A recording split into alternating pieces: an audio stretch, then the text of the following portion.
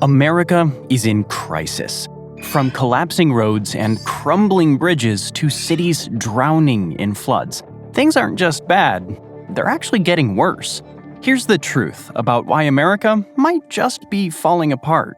To begin with, the US is huge, enormous. New York to Los Angeles is almost a 2,800-mile, 4,500-kilometer drive, and that's before we talk about getting to Hawaii or Alaska. And this size unexpectedly contributes to a weird business phenomenon: the domination of corporations over small businesses in the US. While corporations are tightening their hold on markets everywhere, it's more pronounced in the US. Small businesses face massive hurdles, from navigating 50 different sets of state laws and taxes to dealing with time zones and vast geographic distances. Expanding nationwide means costly legal and accounting support, plus higher logistics expenses, challenges that large corporations can easily absorb. According to consulting firm McKinsey, this imbalance is far less severe in countries with smaller geographic footprints, where scaling a business is simply less complex. The size of the country also creates a problem when trying to create public transportation networks, especially efficient cross-country rail, which, as you'll notice, the US hasn't really developed.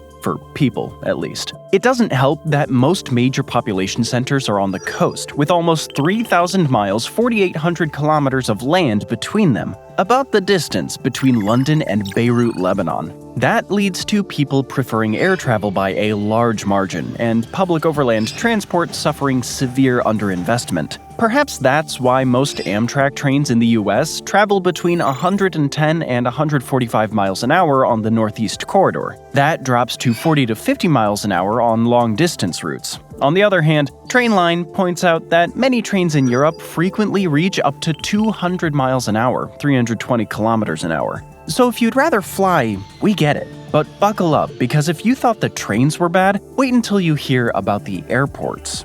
Airports Council International estimates there's a $42 billion shortfall in funding airport infrastructure. Aviation research firm Skytrax ranked airports around the world, and only 6 US airports made the top 50, with Houston Hobby ranking the highest at just number 27. While this might sound great to some, considering the US's financial power, size, and status in the world, you would expect more US hubs near the top. But if you've ever waited 2 hours in a mostly shut-down Newark airport for your plane's mechanical problem to be fixed, you'd also understand why that's not the case. More importantly, there's a shortage of personnel, especially pilots and air traffic controllers. You know, the people responsible for keeping your plane from falling out of the sky or slamming into another one on takeoff. Pretty important jobs, all things considered. One inspector general found that in 2025, staffing of air traffic control at 20 of the nation's 26 most critical airports was below the 85% minimum level. Just something to think about the next time you're waiting to take off. But infrastructure problems in the US aren't just limited to aviation. In fact, we're just getting started. Let's say you skip the plane and go with a car instead.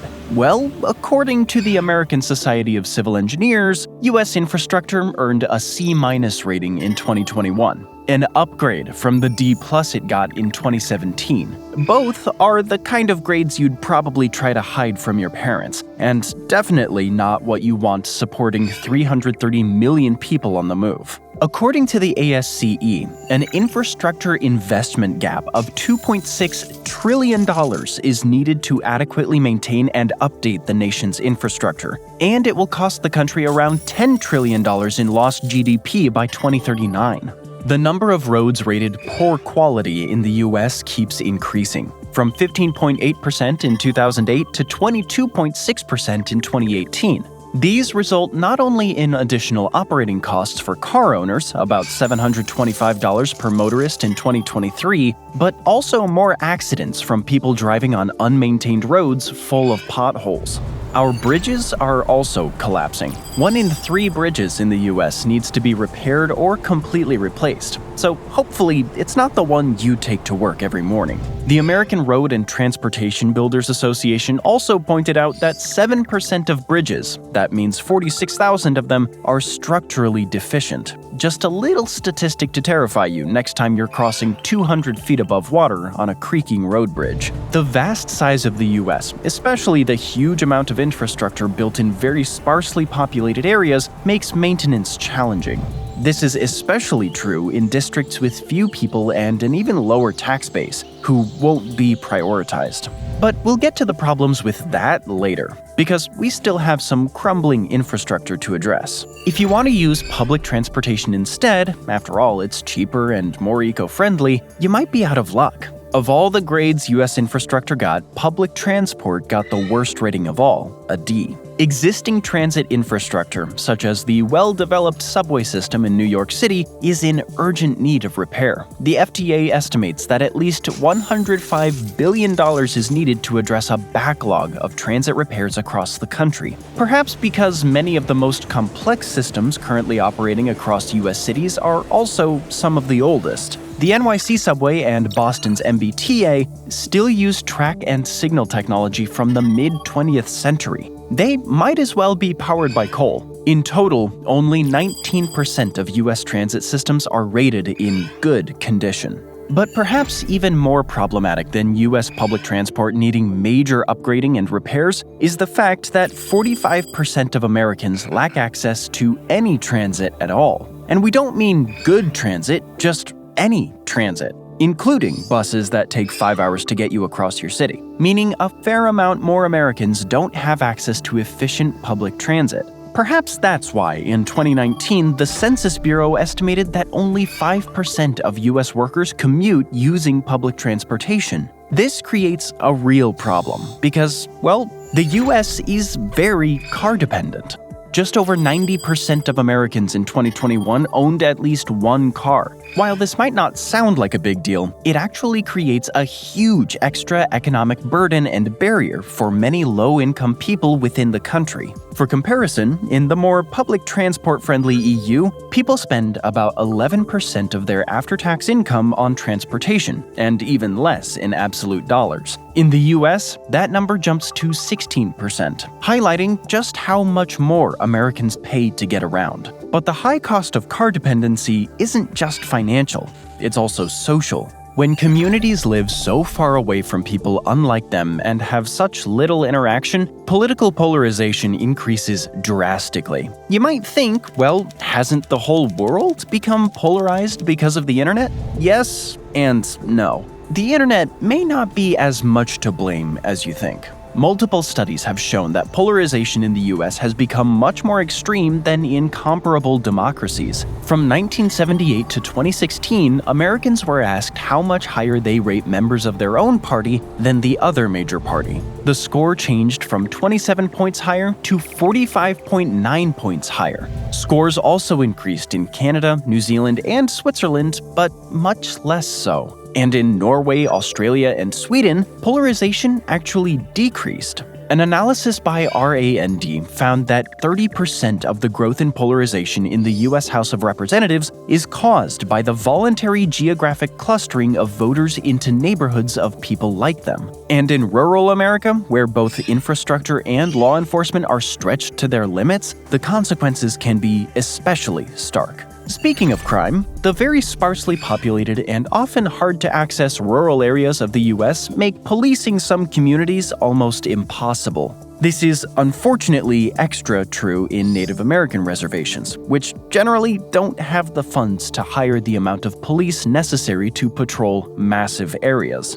It's also evident in Alaska, where many communities are only accessible by helicopter or dog sled. For example, in 2005, a man in the Alaskan village of Nunam-Ikwa assaulted a friend, beat his wife, and proceeded to assault his stepdaughter. Locals called the nearest police, 155 miles, 250 kilometers away in Bethel. They had to charter a plane to arrive 4 hours later. In Alamo, New Mexico, a community in Navajo Nation, The average police response time is 3 hours. Continued underfunding for rural areas and the high spread and inaccessibility of U.S. rural areas make this a problem that's difficult to solve. But it's not just physical safety that's lacking, basic digital access is too. And in the modern world, that's just as critical. The incredibly spread out nature of rural life in the US, coupled with the relative lack of infrastructure investment, has also led to a persistent divide in one of the modern world's most important services,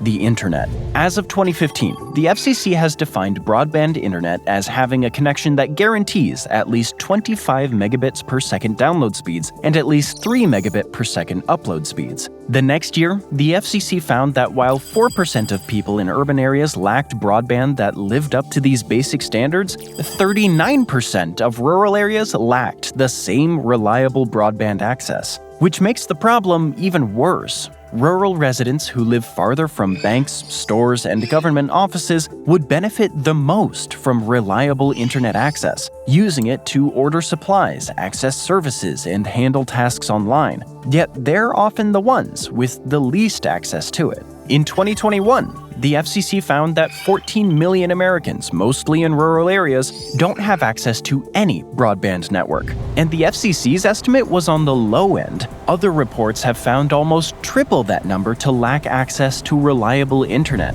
While modern technology fails to reach some communities, older systems of discrimination continue to hold others back by design. Starting from the 1930s, redlining was a practice of labeling Black majority and other mostly minority residential areas as hazardous. This was done in order to deny them mortgages and insurance, leaving residents unable to attain homeownership and build wealth. This also led to disinvestment in those communities and kept low-income workers, especially Black workers, separate from the middle class and the wealthy. Unfortunately, the effects of redlining persist today, resulting in geographic and economic inequality. A Harvard Kennedy School project found that 74% of hazardous neighborhoods in the 1930s were still low to moderate income today.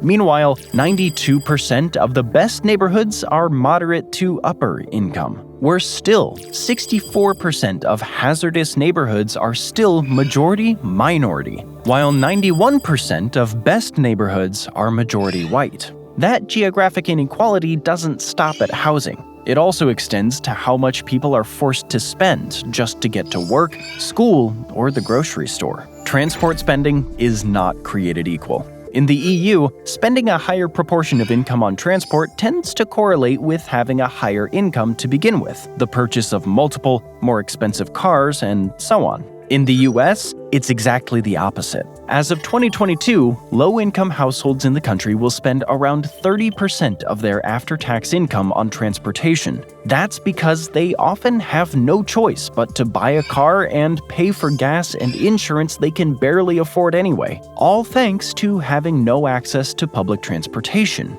It also makes it very hard for the lowest income workers to build up wealth or even stay financially afloat. That leads to other issues, too. Like in 2023, the US was the second highest polluter per capita after Russia, with a total output of 18 metric tons of carbon dioxide emissions per capita. And greenhouse gas emissions from transportation make up 28% of total US greenhouse gas emissions. Meanwhile, motor vehicles accounted for 83% of that. On the flip side, in Japan, a country with well-developed public transportation networks, emissions per capita are much lower, 7.59 metric tons, and only 19% of these lower emissions are related to transportation. Unfortunately, without a massive rehaul of the country's basic infrastructure, US car dependency will continue, exacerbating the country's issue with smog and pollution. Not to mention the traffic.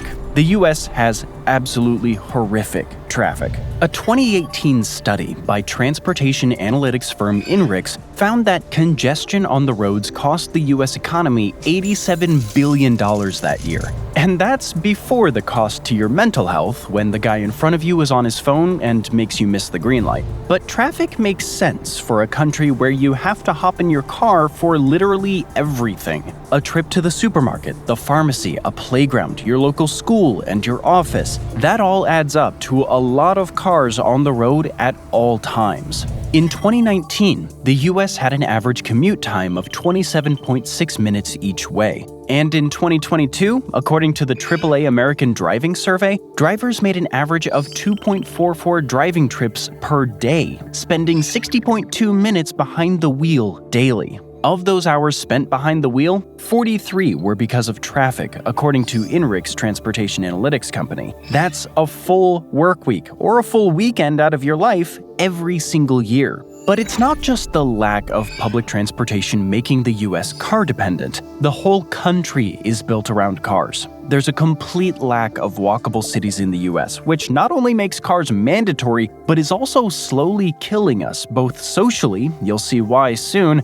and physically. A 2024 study by Nature found that in the top 50 most walkable cities in the world, US cities ranked nowhere. Most cities were in Europe and Asia, and even famously walkable New York City got excluded because, well, though Manhattan may be walkable, other boroughs, not so much. No wonder a Greendeck study by National Geographic found that out of 17 rich countries, the US walks less than anyone. Another study in sustainability found that only 12% of all trips in the US are walked, mostly due to horrible pedestrian infrastructure and city design. This is half the walking rates of countries like Finland, Germany, France, and the UK. Not great for a country facing increasing rates of obesity, low rates of activity, and, as the American Journal of Medicine states, losing at least $24 billion a year in extra healthcare expenditures because of physical inactivity. The other problem with a lack of walkability is, again, the impact it has on small businesses. If everything is a car ride away,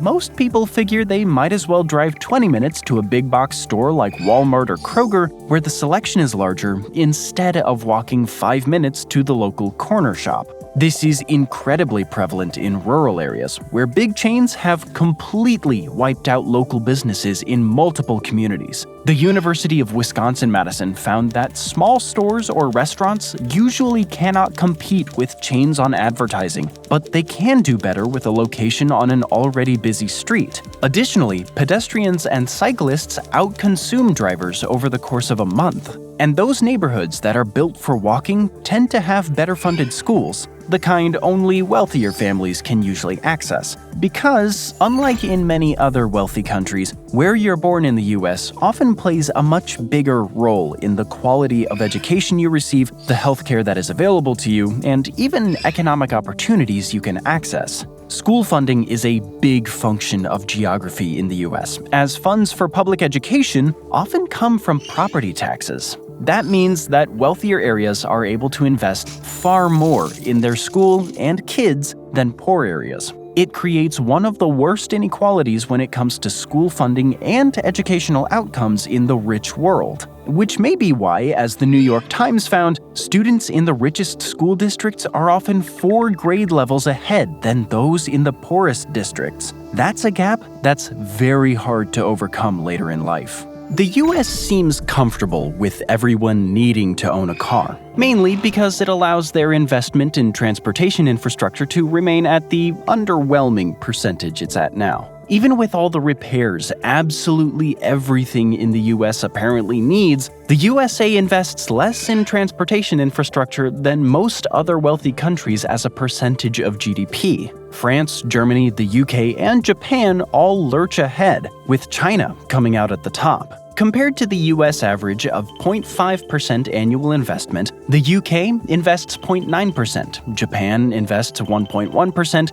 and China invests a whopping 4.8% of its GDP in transportation infrastructure. We can only assume that by 2030, half the Chinese population will be zipping about in electric skytrains with that amount of investment. But crumbling roads aren't the only concern. America's outdated energy grid is on the verge of failure, and that affects everyone. Energy grids in the US are severely overstretched, and their quality varies a lot depending on the state because of the US's political structure. This may explain why the US grid experiences more blackouts than any other developed country. According to the Department of Energy, 70% of transmission lines are over 25 years old. As you can imagine, the energy demands of a society rapidly adopting AI are much higher than ones who waited 30 minutes for their computer to connect so they can use MSN Messenger. That means the lack of updates is a real problem. Severe weather, like recent fires in California or the 2021 Texas snowstorm,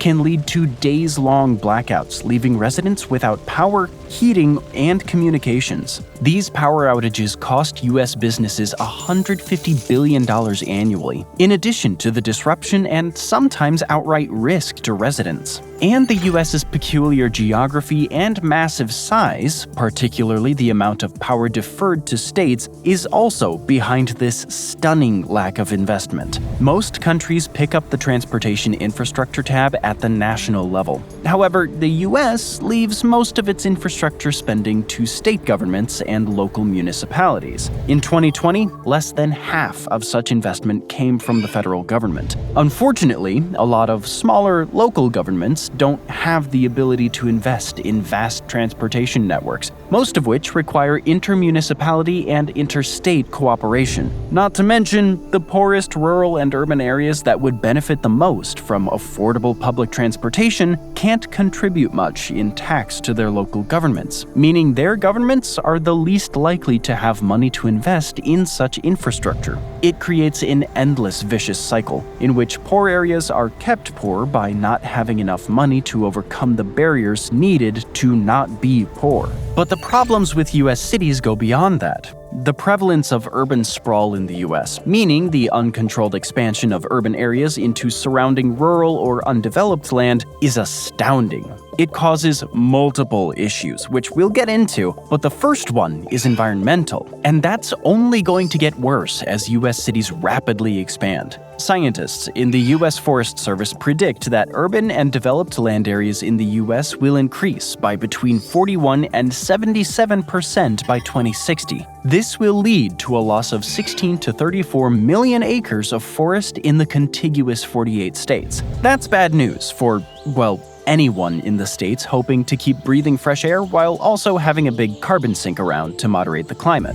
Urban sprawl also drives up infrastructure costs, and with it, taxes. It's far cheaper and more efficient to provide water and energy to a compact, walkable neighborhood than to stretch those same services across sprawling suburbs, where homes are spread far apart and miles of extra piping and wiring are required. That extra infrastructure requires 10 to 40% higher costs to build, maintain, and operate, according to the new climate economy. In total, urban sprawl costs the U.S. an extra $1 trillion a year, with those living in sprawl communities averaging $625 billion in extra costs. This is while all residents and businesses throughout the country end up bearing an extra $400 billion to subsidize the sprawling communities. As you can imagine, the extra cost of this sprawl completely overwhelms local municipalities. Another report by the Center for Biological Diversity put the cost of sprawl even higher and found that U.S. sprawl development increases per capita infrastructure costs by 50%, pulling public funds away from existing neighborhoods, harming communities and wildlife, and endangering our collective future.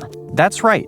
Part of that extra cost is offset by less funds going to your community schools, public spaces, and other amenities. So how does that other part of those higher costs get covered? Well, check out your next property tax bill. We're kidding. No one can actually afford to buy a home anymore and have property taxes. Urban sprawl also impacts mental health. Though anxiety and depression is on the rise worldwide, the U.S. seems to be affected more than most, especially those in the suburbs. Research initially found that people living in urban areas in the U.S. and Western Europe had a 39% increased risk of depression. But when researchers looked closer at where depression was most concentrated, they found something surprising. Rates in dense urban areas were about the same as in rural areas. Pretty average, all things considered. So where was the increase happening? It was almost all in what the study called medium-density, low-rise areas, but what you might better know as the suburbs. So much for the idyllic suburbs portrayed in shows and movies.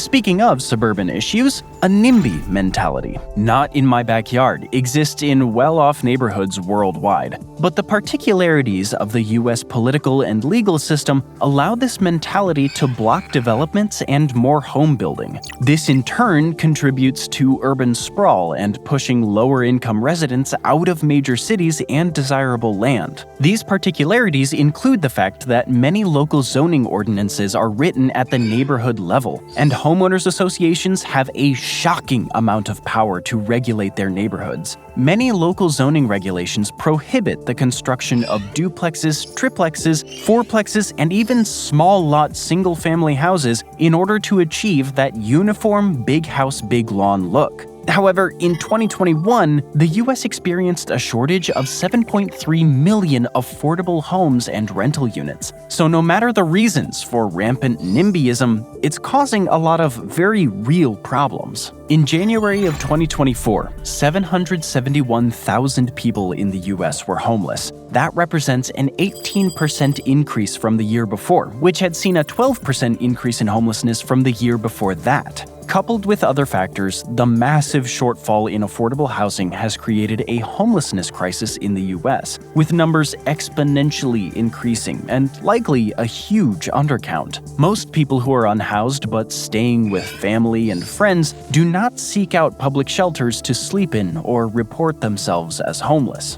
Most Americans still dream of a detached house with a yard as the ideal living situation, a marker of having made it and achieved the American dream. 60% of Americans live in detached homes compared to 35% of those in the EU, and a full 76% of Americans prefer detached houses. This restricts housing supply even on a cultural level, as it makes many Americans fundamentally opposed to the development of multifamily units and innovative housing, contributing to housing shortages. It doesn't help that some of the services municipalities have to provide to sprawl communities like water are already relying on rapidly decaying infrastructure. The pipes and filtration systems for water are so in need of maintenance that, according to the EPA, 6 billion gallons of treated water are lost every day. That's almost 10 times the volume of water that would fit in the Pyramid of Giza. However, the US would need between $45 and $60 billion to replace and maintain its over 2 million miles of underground water pipes, meaning you may be getting water from pipes installed during the Jazz Age,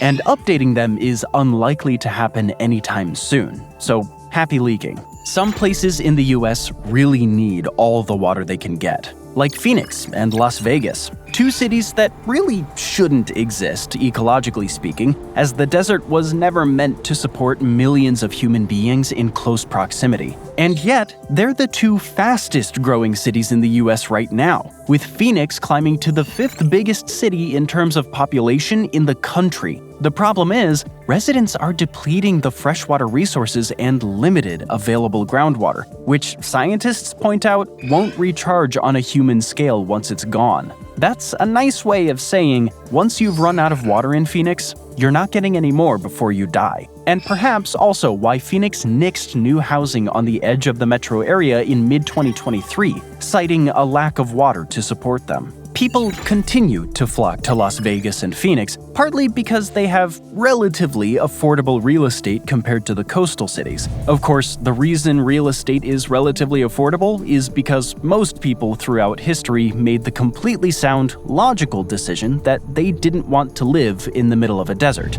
a place where summer temperatures frequently pass 100 degrees Fahrenheit. Unfortunately, the cost of living crisis trumped reasonable decisions a long time ago. And that's becoming a bigger problem as the 5 fastest growing states, Florida, Texas, Utah, South Carolina, and Nevada, include 2 of the highest risk areas for climate change, Florida and South Carolina. And Texas isn't far behind, coming in at 7th highest risk. California, Arizona, and Nevada are at war, a water war, but not the one where they playfully run around shooting water pistols at each other. This is literally a fight for who gets access to more water resources, and therefore, who gets to support more of their population and agriculture in the future before it all runs out anyway. All 3 states get water from the Colorado River Basin, and all 3 states don't really have that much water, but they do have a lot of people and in some places agriculture. In 2023, they volunteered to cut 14% of their allotted river flow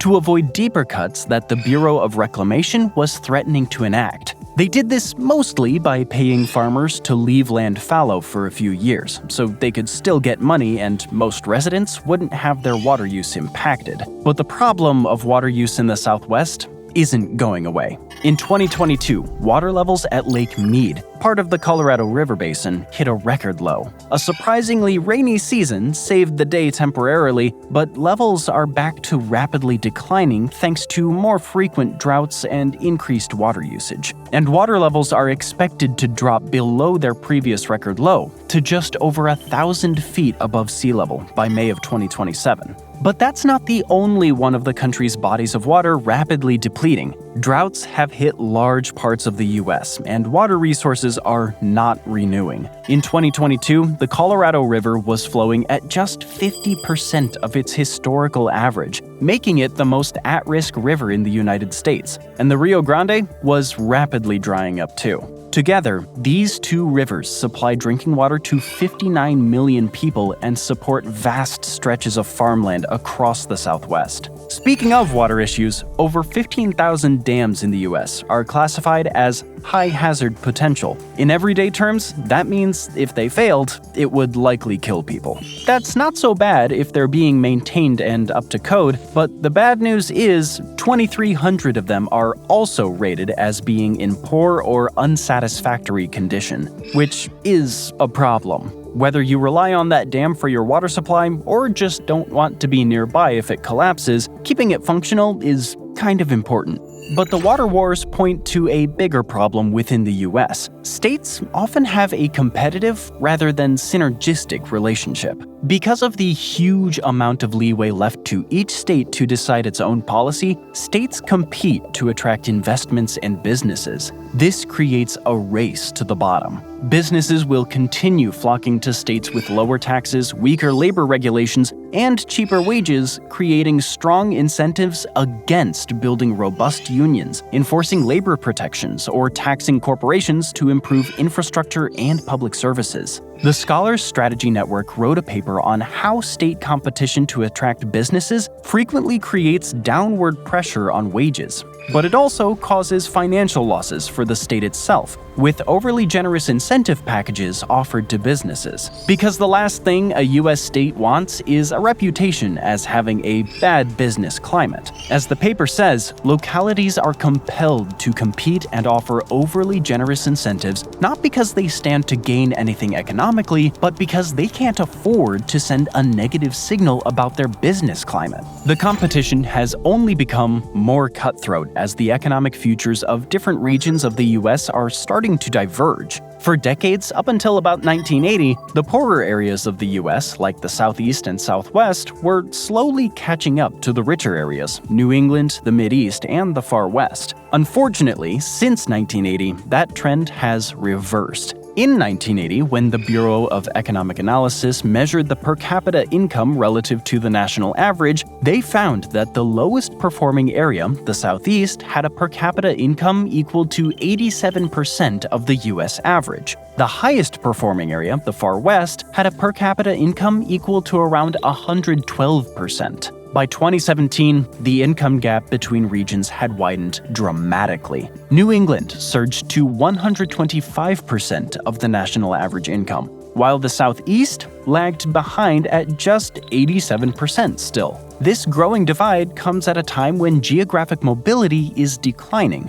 According to a paper by Abigail Wozniak and colleagues, that's largely due to fewer labor market transitions. That means the types of jobs available in wealthier regions often don't match the skills of workers from poorer ones, shutting them out of opportunity altogether. As stated in Bloomberg, we are becoming a country of haves and have-nots that turns on where we were born or where we are able to live. Increasingly, our neighborhood and our zip code is our economic destiny. That being said, the very uneven population distribution of the US leads to national policy being heavily skewed toward rural states, as each state, regardless of population, gets 2 senators. This means that Wyoming, with a population of 580,000, gets the same 2 senators as California, with a population of 39 million. In other words, a population less than that of Memphis, Tennessee, has 2 senators representing them in the US Senate. The argument goes that Wyoming, with its vastly different interest from California, deserves an equal voice, even if it has just 1/67th of the population. It's a fair point, and one that fuels ongoing debate, but since rural states tend to be less populated, this means the balance of power in the US is often tipped toward rural interests, values, and general world views, even when it might not align with the majority of the population. According to 538, the US population is fairly evenly split. 25% rural, 23% small town, 27% suburban, and 25% urban. But the Senate doesn't reflect that balance. Its composition skews heavily toward rural America, effectively representing a population that breaks down closer to 35% rural and just 14% urban. Politicians still seem to strangely leave a lot of rural infrastructure neglected. The poor state of roads and public transportation we mentioned before is just one example, because it's much worse in rural areas. In large swaths of the South, Midwest, and West, the poor and elderly are often isolated because of large commuting distances and a complete lack of public transportation. For example, the nearest supermarket for the average US resident was 0.9 miles, 1.5 kilometers away. For the average urban resident, 0.7 miles away. For the average rural resident, 3.2 miles away. And that doesn't mean the nearest supermarket will always have the best selection, quality, or everything you need. So the distance to the third nearest supermarket for rural residents, 6.2 miles away. Not distances that someone without a car can easily walk, a 6.4-mile round trip at best, or someone too old to drive can access. Because the US is so spread out, rural areas in the US are also often at a huge disadvantage when it comes to healthcare access. In September of 2024, the Health Resources and Services Administration found that 66.33% of primary care health professional shortage areas in the US were located in rural areas. A Pew Research Center survey found that 23% of rural Americans say access to good doctors and hospitals is a problem in their community. That's compared to 18% of urban Americans and 9% of suburban Americans. Part of the problem is the necessary long distance from hospitals. The average driving distance for an urban resident to the nearest hospital is just over 10 minutes. For a rural resident, it's 17 minutes. But that doesn't reflect the much bigger range rural residents face, because the same survey found that 25% of rural residents have an over 34-minute drive to the nearest hospital. When someone has a medical emergency going on, like a heart attack or a stroke,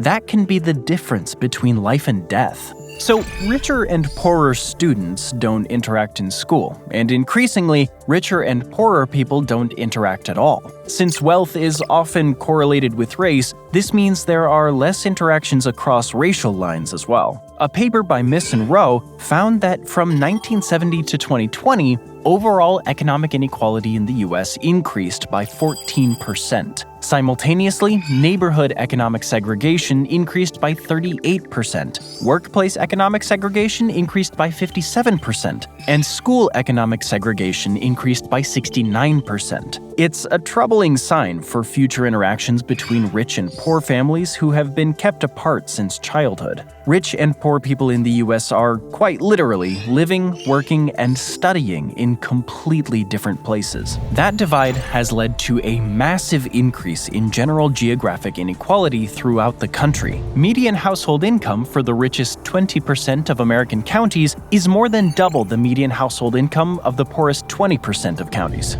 Meanwhile, poverty rates in the poorest 20% of counties are also 3 times greater than in the richest 20%. Given all the other factors mentioned so far, and the extent to which local taxation and funding determines local opportunities, It puts people in the poorest counties at a massive disadvantage. Low-income residents are literally being pushed out of urban areas that have the most economic, networking, and educational opportunities. Among the 100 largest metro areas in the US, the number of neighborhoods that offered affordable housing for median-income households declined by 37% between 2013 and 2019. They also decreased a whole 50% for low-income households. This means less than 10% of all zip codes in the country's 100 largest metros remain affordable, and they tend to be the zip codes with the least investment and available opportunity. Low-income residents still need to work within metro areas, and that usually translates to moving further away, worsening urban sprawl, longer commutes, more lost time, and more money spent on transportation.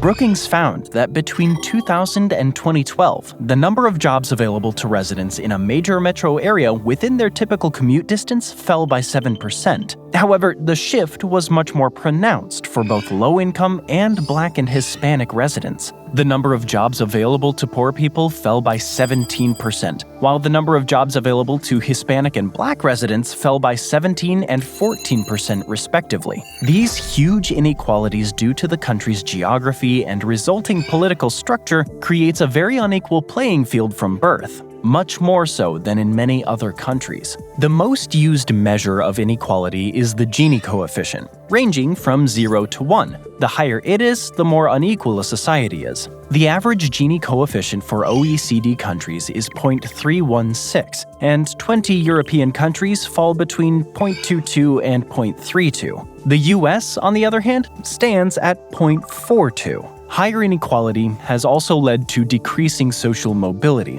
with the US ranking 27th among the OECD countries. This creates further socioeconomic divides and a lack of interaction between the geographically and also financially very divided groups in the US. Multiple scientists, economists, and researchers have concluded that social inequality has a positive correlation with both property and violent crime. Not only does it fuel economic desperation, but it also frays social trust and any feeling of community. The Economist analyzed the results of a Gallup survey of 148,000 people in 142 countries about crimes and safety across different countries. They found a positive, strong correlation between higher perceptions and occurrences of crime and the level of income inequality in a country, as measured by the Gini coefficient. Perhaps that's why among 15 high-income countries, the US ranks highest for both homicide rate and the largest number of homicides.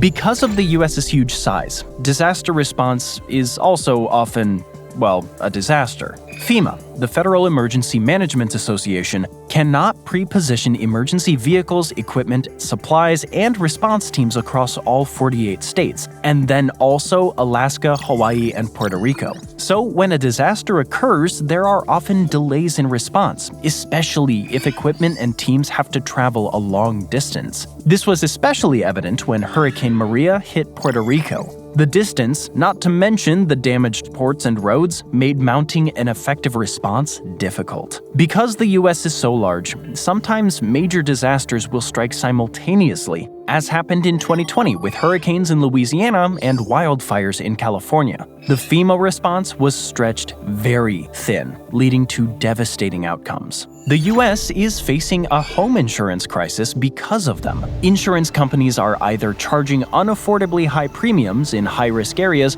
or withdrawing from them altogether, leaving homeowners in the lurch. Though several areas around the world are affected by climate change, insurance companies in the US have more regulatory leeway to raise premiums than in most places. The country has faced a series of high-profile disasters like wildfires in the west and hurricane damage in the southeast. That led to home insurance non-renewal rates skyrocketing in 2023, rising in 46 states. Even in places where people managed to keep their home insurances, rates rose an average of 24% in 3 years. from almost $2,600 annually in 2021 to $3,300 on average in 2024.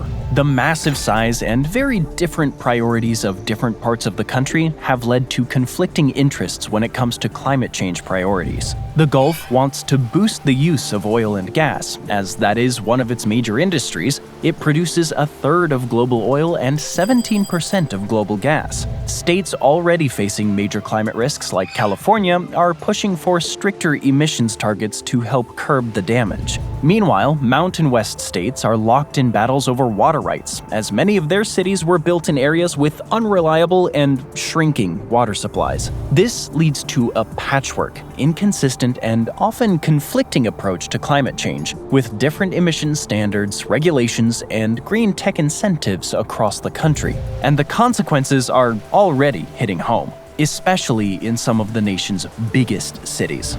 Online insurance marketplace Policy Genius assessed which 10 U.S. cities are most at risk for climate change. The list they came up with is troubling, particularly because it includes 3 of the 10 biggest U.S. cities. Of the 10 cities most at risk, LA is ranked 7th, Jacksonville is ranked 4th, and Houston, the 4th most populous city in the nation, is ranked at the very top. Each city is listed for different reasons. LA because of wildfires, sea level rise, and air quality. Houston because of hurricanes, air quality, and the fact that it's the fastest sinking urban area in the country. And Jacksonville because of, well, everything. All that doesn't change the fact that almost 7.3 million Americans are living in some of the country's biggest metro areas that are at the highest risk of becoming completely unlivable. Thanks for joining me today. I hope you enjoyed the video, and if you want to see more videos like this, then please consider subscribing and turn on notifications. It really does make a difference.